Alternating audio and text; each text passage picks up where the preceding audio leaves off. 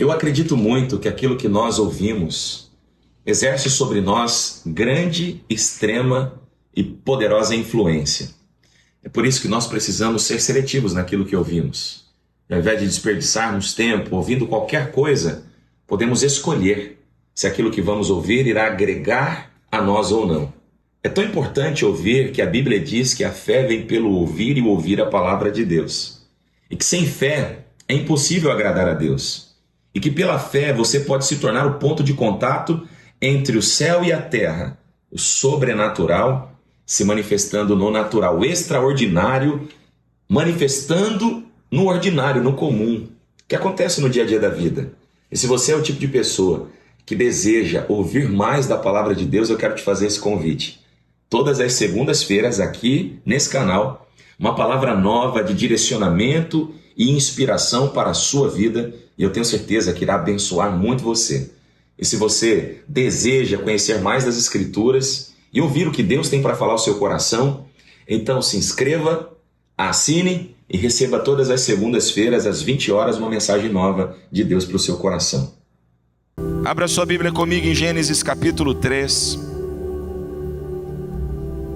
versículo de número 8.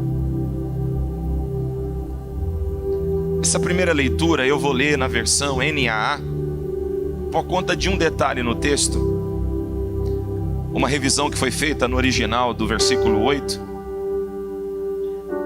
e que passou desapercebida por um motivo, eu já explico para você. Gênesis capítulo 3, versículo de número 8.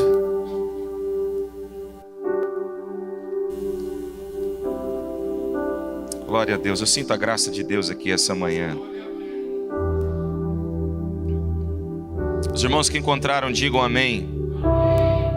Vamos ler. O texto da palavra de Deus assim: ao ouvirem a voz do Senhor Deus, que andava no jardim.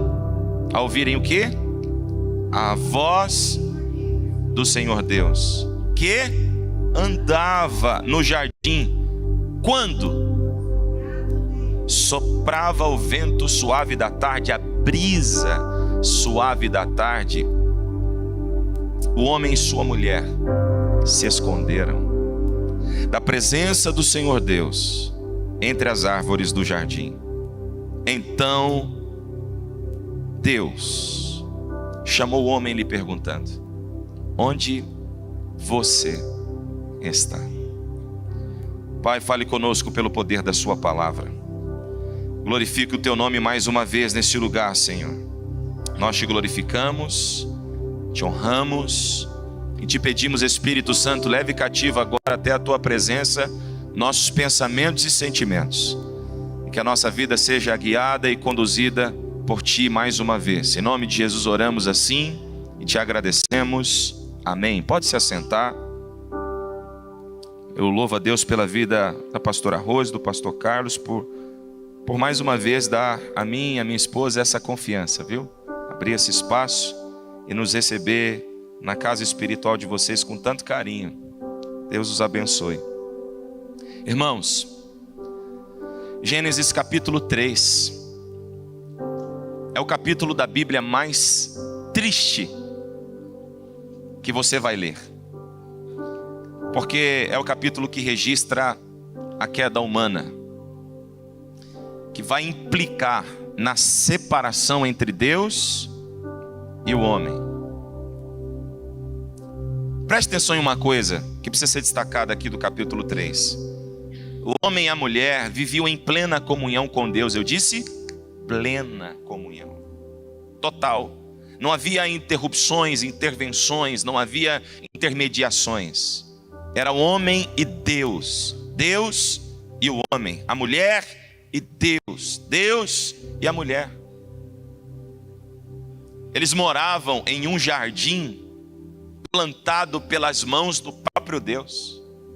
A Bíblia diz que Deus plantou um jardim ao oriente do Éden. Deus plantou. Deus assume a característica de um jardineiro para edificar uma morada, um ambiente onde ele pudesse se relacionar com o homem intrinsecamente. E é nesse ambiente de plena comunhão que Deus decide demonstrar o seu amor, dando ao homem a oportunidade de escolher. Então a escolha, na verdade, é a maior demonstração do amor de Deus ao homem e à mulher. Então Deus diz para o homem e para a mulher: vocês podem se alimentar de todos os frutos que são produzidos por todas as árvores desse jardim que eu plantei.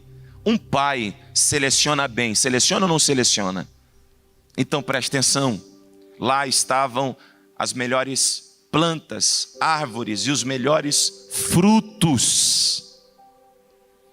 Mas de uma única árvore, Deus diz para Adão e Eva: do fruto desta árvore vocês não comerão, porque se vocês comerem, certamente morrerão. Então tem tudo, com exceção de um. O não de Deus no jardim revela seu amor. E é aqui que muitas vezes nós colapsamos na fé, porque nós não sabemos lidar com os nãos de Deus. A gente apresenta a Deus as nossas versões da vida e a gente quer que Deus diga sim. E quando a gente vai pedir para Deus uma resposta, nós já temos a resposta. E é por isso que tem gente aqui que faz 10 anos está pedindo a Deus confirmação do que Ele já te falou uma centena de vezes. E você confirma Deus, confirma Deus, confirma Deus. Porque você não quer a resposta que Deus lhe tem dado. Não é que Deus não fala, é que você não tem estado disposto a ouvir. E o grande problema do homem caído, o grande problema da humanidade caída, é que ela troca tudo por um fruto. Por um. Era o jardim inteiro e o dono do céu no jardim. E eles trocam o jardim inteiro e o dono do céu por um fruto. Eu disse um. Deus não vai impedir você de desobedecê-lo. Mas você pode ter certeza que quando o apóstolo Paulo diz tudo me é lícito, mas nem tudo me convém, essa referência tem alinhamento espiritual com o texto de Gênesis 3. Ele está dizendo: eu posso tudo, mas tem um fruto que não me convém. E eu não posso impedir que o mal me ofereça os frutos do mal, mas eu posso decidir não me alimentar dele. E muitas vezes você é impedido de viver o que Deus tem para a sua vida porque está fazendo a escolha errada. Diga comigo: posicionamento. Grave essa palavra aí no cantinho do seu coração. Veja, eles estão no lugar certo, se relacionando com Deus. Mas um dia a serpente convence Eva a trocar todos os outros frutos por aquele único fruto. E Eva convence Adão a trocar todos aqueles frutos por um único fruto. E aqui está uma lição poderosa, preste atenção. Quem é que convenceu Eva a se alimentar do fruto que Deus havia dito para não se alimentar? A serpente. Mas quem convenceu Adão a se alimentar do fruto que Deus havia dito para não se alimentar? A mulher. Porque Satanás sempre vai usar recursos que acessam o seu coração para te fazer duvidar da palavra de Deus. Ele sempre vai usar pessoas próximas ao seu coração para te induzir a desobedecer a Deus, para te induzir a se afastar de Deus. Então vale uma reflexão. Provérbios 4, sobre tudo que se deve guardar. Guarda o teu coração, porque dele procede as fontes da vida. Guarda bem o teu coração, porque haverão inimizades disfarçadas de amizade no caminho, haverão ciladas de Satanás no caminho, pessoas que vão tentar acessar o seu coração, e uma vez acessando o seu coração, podem te induzir a fazer o que Deus diz para você não fazer. É por isso que tem crente mentindo, para se manter em mesas que estão fazendo eles trocarem o jardim inteiro por um único fruto, a mentira. É por isso que tem crente manipulando, por isso que tem gente que era para estar no jardim, gente que conhece Deus, gente que conhece a sua palavra, gente que caminha com Deus, trocando a experiência da intimidade com Deus pelo engano, pelo adultério, pela idolatria. Tudo em nome de agradar quem tem acesso ao seu coração. Mas sobretudo, guarde o seu coração, para que as fontes da sua vida não se tornem venenosas, ao ponto de destruir teu casamento, destruir sua família, destruir sua casa. Quantos estão vivos aqui essa manhã? Partindo dessa premissa, você precisa entender que não é Deus punindo Adão e Eva colocando aquela árvore ali. É Deus mostrando o seu amor. É Deus dizendo: eu não te obrigo a me obedecer, eu não te obrigo a me amar, mas quando eu te digo não,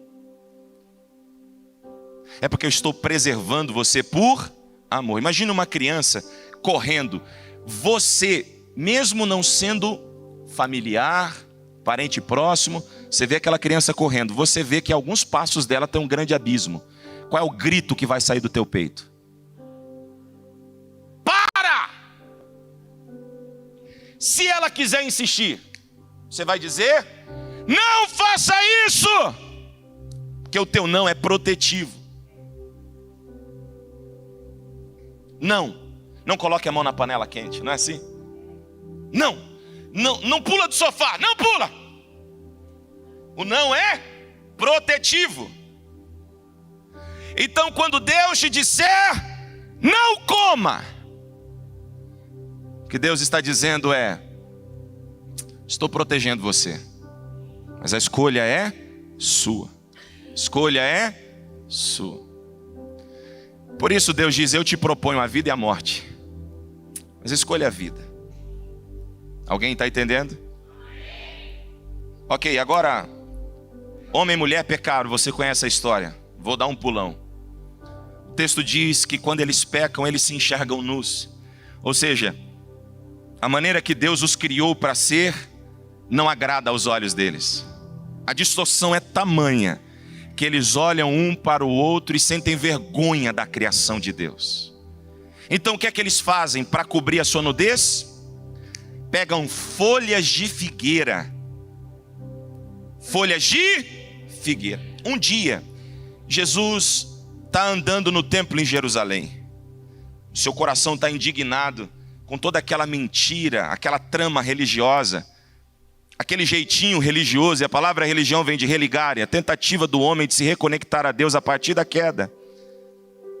Ele olha para aquela bagunça e ele sai de lá em direção a Betânia. No dia seguinte, quando ele volta, ele passa por uma figueira. Tá vistosa, folhas grandes, cheias de folhas. Mas ele vai com os discípulos procurar fruto e não tem. Então ele amaldiçoa a figueira e ela seca. O que é que Jesus está fazendo ali quando ele amaldiçoa a figueira, depois de ter saído do templo e agora voltando para o templo? Ele está dizendo que religião é propaganda enganosa. Religião é folha de figueira tentando tampar a nudez do homem. Você quer ver o que acontece? Lá no jardim, no capítulo 3, tem um versículo que é chamado de proto-evangelho, em que Deus faz da pele de animais vestimenta para Adão e Eva. Ele arranca as folhas, como quem diz: isso é temporário, passageiro, estraga. Pode até parecer que é, mas não é. Mas a vestimenta que eu tenho para você tampa de verdade. Então ele arranca as folhas da figueira e põe a pele de um cordeiro, segundo as tradições judaicas. Agora preste atenção numa coisa: folha de figueira é toda tentativa sua de alcançar alguma coisa de Deus com base na meritocracia. Eu faço, eu mereço. Eu faço, Deus é obrigado. Eu faço, Ele tem que fazer. Mentira. O que você recebe dele é graça. O que você alcança dele é favor imerecido. Todo o direito que você tem das bênçãos celestiais você não tinha, passou a ter porque Cristo Jesus na cruz decidiu repartir com você o que era somente dele. Todas as promessas que temos vêm dele. Então, coloque uma coisa na sua cabeça: todo padrão religioso é folha de figueira. O cristianismo é pele do cordeiro. Então, porque eles estão tentando dar o jeitinho deles, eles tampam a sua nudez de folhas de figueira. E o texto diz, grave isso aqui, irmãos: eles ouviram a voz do Senhor. Mas eles não tinham pecado? Tinham. E estão ouvindo a voz do Senhor? Estão. Por isso você tem que ter uma certeza no teu coração. O fato de Deus estar falando com você não significa que Ele está aprovando o que você está fazendo. Porque tem gente que está pisando na bola, aí vem Deus e usa alguém ou fala, e a pessoa fala, será que Deus... Nossa, mas será que então está tudo certo? Será que esse pecado não... Cuidado. Eles pecaram, mas estão ouvindo a voz de Deus. Segundo, eles pecaram, mas ainda estão no jardim. O fato de você estar na casa de Deus, servindo a noiva de Cristo, não significa que você pode se esconder atrás do seu serviço, se esconder atrás do seu voluntariado, se esconder atrás da oportunidade que o teu pastor e o teu líder te dá para fazer o que você quer e bem entende. O que vai te aprovar diante de Deus não são as obras das suas mãos, mas é a sua inclinação a ouvir o Espírito Santo de Deus, se arrepender dos seus pecados e se entregar de uma vez por todas ao senhorio dele. Será que tem alguém entendendo isso aqui, irmãos? Então, acontece algo poderoso aqui. Eles ouvem a voz do Senhor que anda no jardim quando o vento sopra. Olhe para alguém que está ao teu lado e diga assim: quando o vento soprar, não se esconda. Repita isso: quando o vento soprar, não se esconda. Porque qual é o momento em que eles se escondem atrás das árvores? Quando o vento suave da tarde sopra. Quando o vento sopra, Adão e Eva. E você precisa entender uma coisa: o problema nunca é o vento. O vento nunca é o problema. Já ouviu algum crente orando a Deus, dizendo assim: Deus, pelo amor de Deus, faz esse vento cessar na minha vida? Já ouviu? Já? Você já recebeu alguma profecia alguma vez na sua vida, dizendo assim: irmão, se prepara porque o vento vai soprar e é forte? Alguém já recebeu uma profecia assim? Aí você crê em Deus Pai, não é? Está repreendido no poder do sangue de Jesus, não é? Falou de vento contigo é um problema, sim ou não? Porque nós assimilamos vento como prova, tormenta, tribulação, enfermidade, crise no casamento, crise na empresa, falência. A gente assimila vento a problema. Sabe por quê? Porque quando o vento soprou no jardim, o homem e a mulher em pecado se escondeu, e é tendencioso, é natural, é das suas células, é da sua carnalidade, é da sua humanidade, a ouvir o som do vento se esconder. Mas eu vim debaixo de uma palavra da paz de Deus para declarar ao teu coração essa manhã: quando o vento soprar, não se esconda. Está na hora de sair de trás das árvores. O vento sopra, Adão e Eva se escondem. E por que se escondem? Por medo. E medo de quê? Se o objetivo de Deus era salvá-los. Pois é. Porque, como eu disse, o problema nunca é o vento, o problema é posicionamento. Para não ficar só nas minhas palavras, você lembra do texto de Mateus 7, a partir do versículo 24 até o 27? Lembra o que Jesus fala? Jesus fala de uma casa edificada sobre a rocha. Veio a chuva, veio a tempestade, soprou o vento forte, a casa permaneceu intacta, permaneceu de pé. Ah, mas alguém também edificou a casa sobre a areia, e vendo a chuva forte, vindo o vento forte, caiu e caiu feio, desmoronou. É o mesmo vento para duas casas. Mas por que uma é destruída e a outra permanece? Porque o problema não é o vento, o problema é o seu posicionamento. O vento vai soprar, irmãos, e ele não para de soprar. O vento sopra onde quer, a gente não sabe de onde ele vem nem para onde ele vai. Quem declarou isso foi o próprio Jesus. Detalhe, o salmista diz que Deus faz dos ventos os seus mensageiros. Jesus declarou que nós, inclusive, somos nascidos no vento. Então preste atenção, porque quando o vento soprar, você precisa estar bem posicionado. Quando você está bem posicionado, o vento, mesmo que contrário, se torna favorável. O problema nunca é o vento, o problema é o posicionamento. E talvez agora você esteja dizendo: não, pastor, tem o texto de Marcos, lembra? Marcos, lá a Bíblia diz que veio um vento forte e contrário. Aquele vento era vento do inferno, pastor. Aquele vento era vento do maligno. E aí aquele vento que veio, botou os discípulos para remar, e eles estavam cansados, quase morrendo, e aí Jesus vem andando por cima das águas e repreende o vento. É verdade, irmãos, o vento era contrário, mas os discípulos estavam onde Jesus os mandou estar. Quem lembra disso? Jesus os impeliu a ir. Agora, o vento contrário trouxe quem para dentro do barco? Está fraco, o vento contrário está trazendo quem? Dá para melhorar, o vento contrário está trazendo quem? Viu? Quando você está bem posicionado, até os ventos contrários vão trazer as maiores experiências da sua vida. Vão trazer Jesus para dentro do teu barco. E o texto diz que Jesus passou para ir adiante, à frente deles. Pedro teve uma experiência incrível. Por que Pedro teve uma experiência incrível, pastor? Simples, porque quando o vento soprou, Pedro não se escondeu.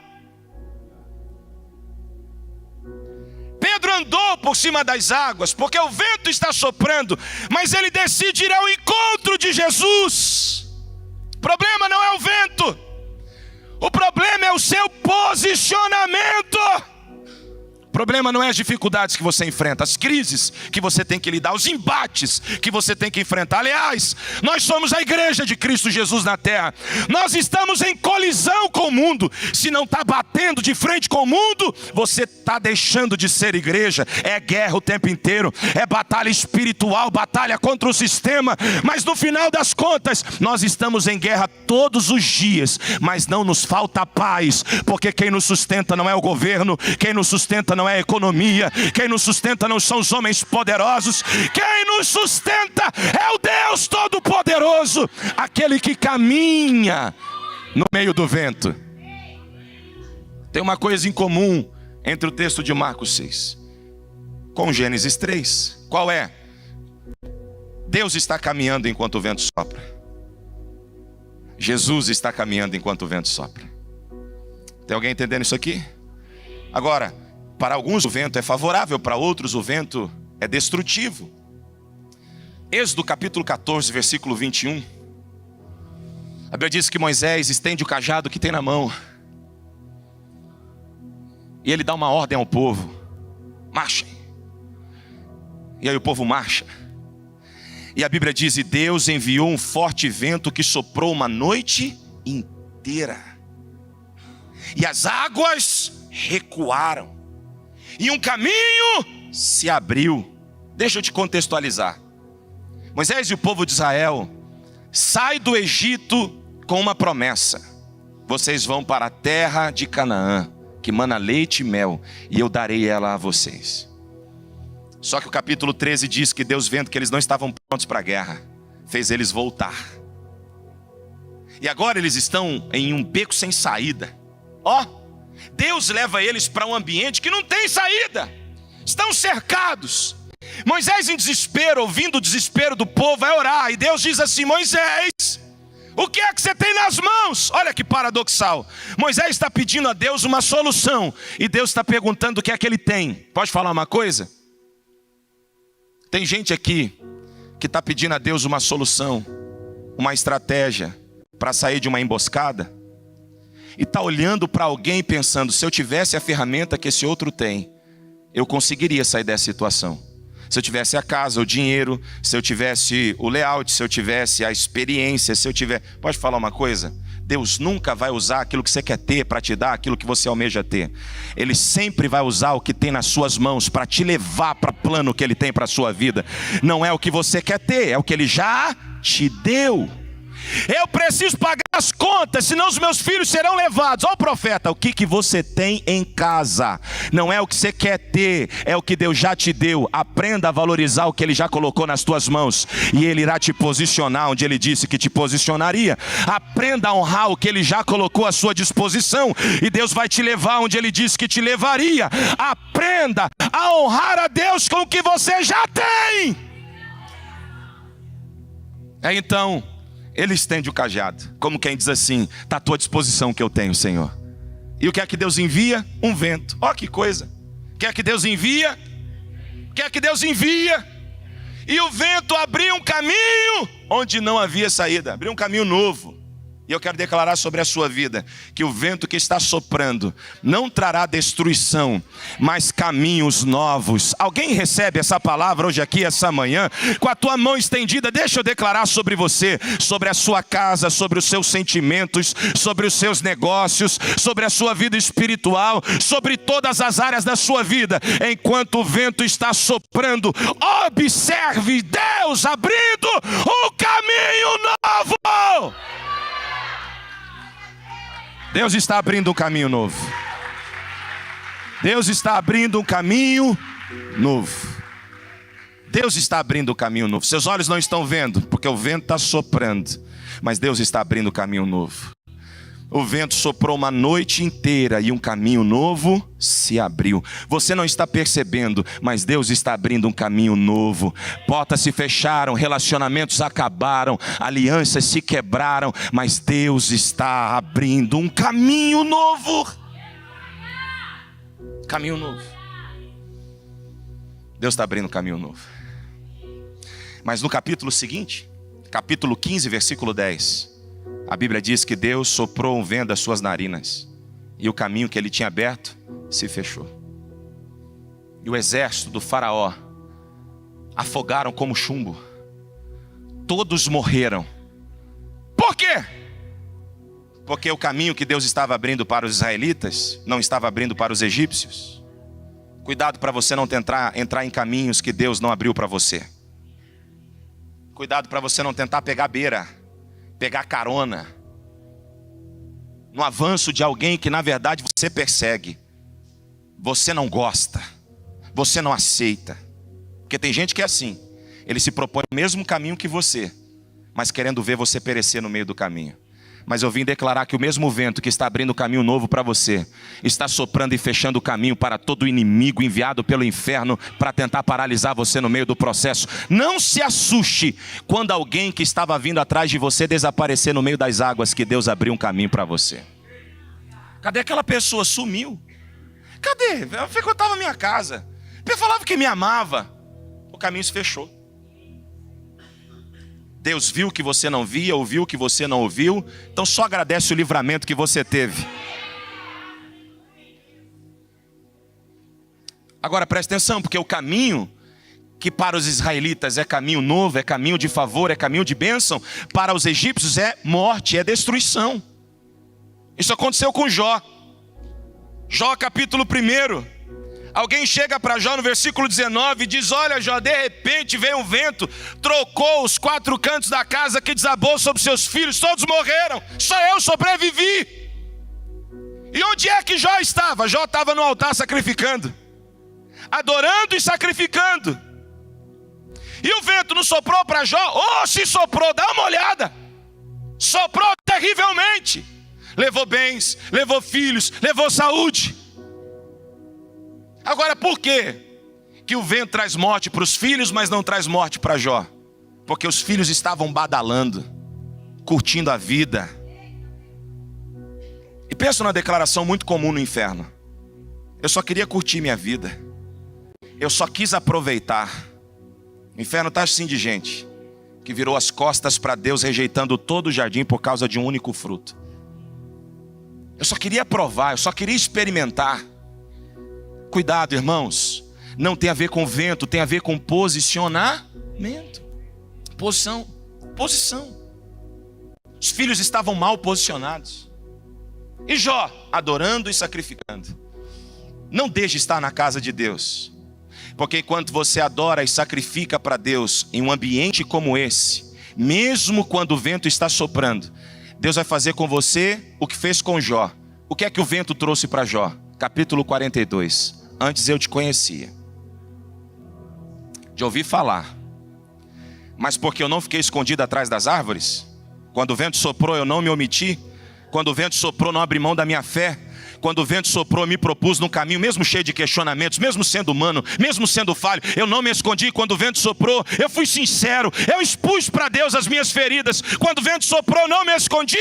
Agora eu te conheço, porque ando contigo. Viu a diferença? Viu? Para Jó o vento traz esperança. experiência com Deus. Para Moisés, um caminho novo. Para Jó, experiência. Deixa eu voltar em um outro texto. Gênesis capítulo 8, versículo 1. Você lembra? O texto diz assim: e lembrou-se Deus de Noé, e de todos os animais e de todo o gado que estava na arca, e fez soprar um forte vento, e as águas do dilúvio começaram a se abaixar. Gente, onde é que Jó estava? Dentro da arca, no lugar que Deus mandou ele estar. E o que é que o vento está trazendo? O vento que sopra lá fora é forte, irmãos, é forte. Mas o que é que aquele vento está trazendo para Jó, para Jonas, para Noé? Sai, Jó. Tchau, Jonas. Fica, Noé. Isso, Noé. O forte vento. O que é que o vento trouxe para Noé? Recomeço. As águas do dilúvio baixaram. O que é que o vento trouxe para Noé? Então, para Moisés, caminhos novos. Para Jó, experiência. Para Noé, recomeço. Mas eu lembrei aqui porque que eu falei do Jonas. É porque o Jonas tentou fugir do propósito. Jonas capítulo 1, versículo 4. E aí o Jonas faz o que para tentar fugir do propósito? Se esconde dentro do porão. E o que é que Deus faz para arrancar Jonas de dentro do porão? Envia um vento forte. Vamos ler esse texto? Jonas capítulo 1, versículo 4. Vamos ler. Alguém está vivo aí? O texto diz assim: o Senhor, porém, fez soprar um forte vento sobre o mar, e caiu uma tempestade tão violenta que o barco ameaçava arrebentar-se. Quem já teve a sensação que o casamento ia arrebentar? Quem já teve a sensação que a família ia arrebentar? Quem já teve a sensação que a vida espiritual e ministerial ia arrebentar? Que a empresa ia arrebentar? Que a sua vida emocional ia arrebentar? Já teve? Você já se sentiu como um fio a ponto de se arrebentar? O barco que Jonas estava desse jeito, desse jeitinho, porque Jonas estava no lugar onde não deveria estar. Mas quando o vento sopra, sabe por que o barco não quebra?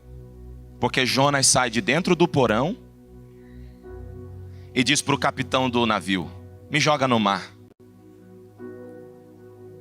Então o peixe vem e pega o Jonas e leva ele para Nínive.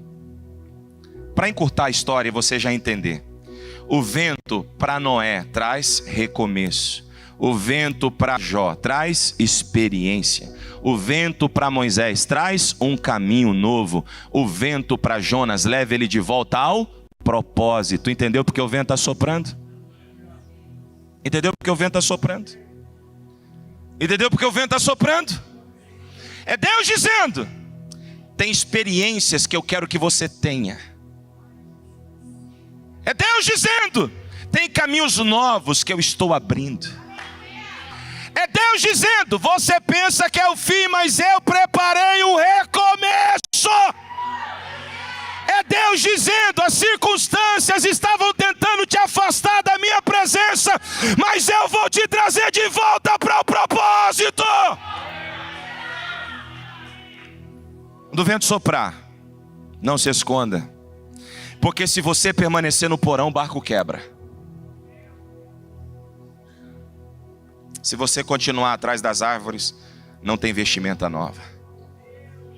Quando o vento soprar, não se esconda. Queridos, caminho para o final. Ezequiel capítulo 37, versículo 9. Lê comigo, por favor. Ezequiel 37, 9. Vamos ler?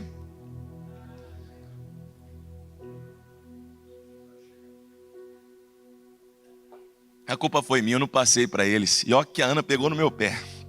Me perdoa. Mídia, me perdoa, viu? Mas vamos ler. Você consegue colocar... Você tem uma versão chamada NTLH aí? Tem? Não tem problema, vamos ler nessa. Vamos lá. A seguir ele me disse: profetize, filho do homem, diga-lhe. Vamos ler bem forte, 1, 2, 3. Assim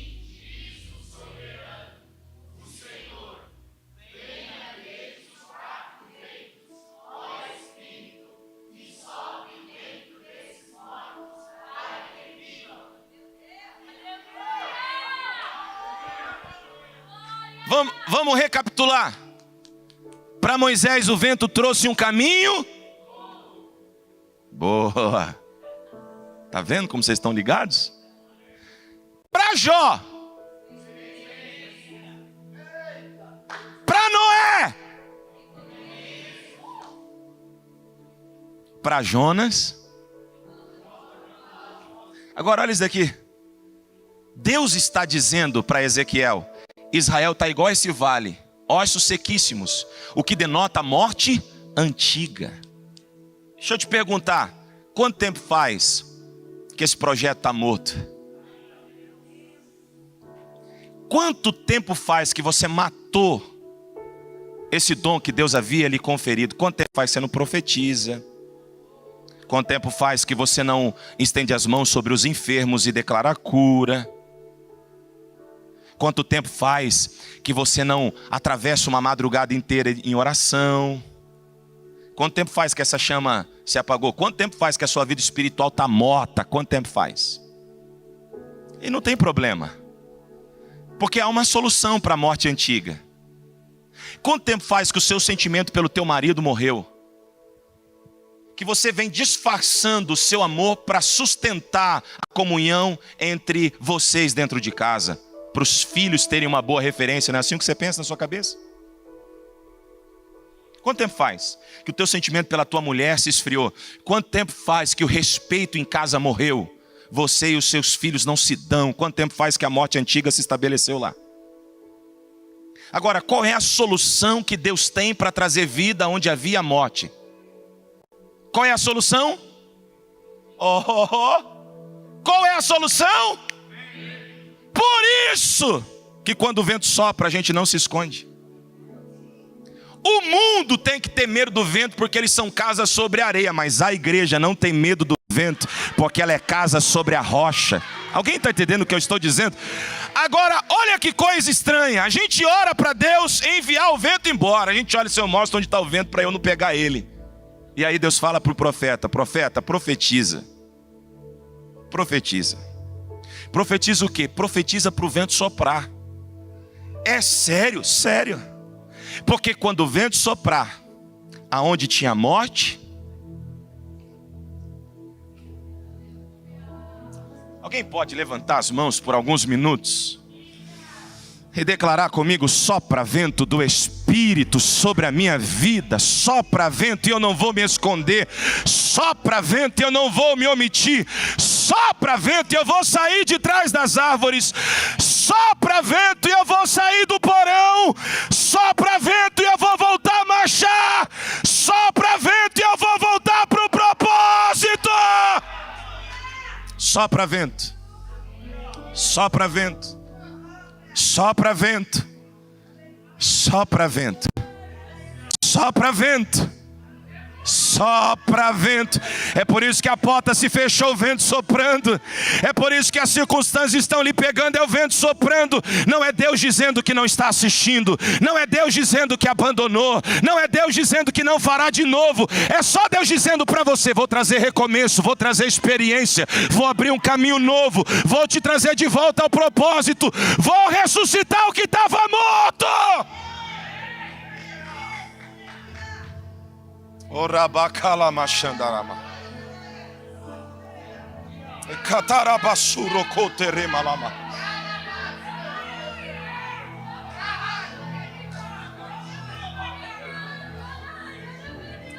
Oh, glória a Deus, está soprando. Vento está soprando, vento está soprando.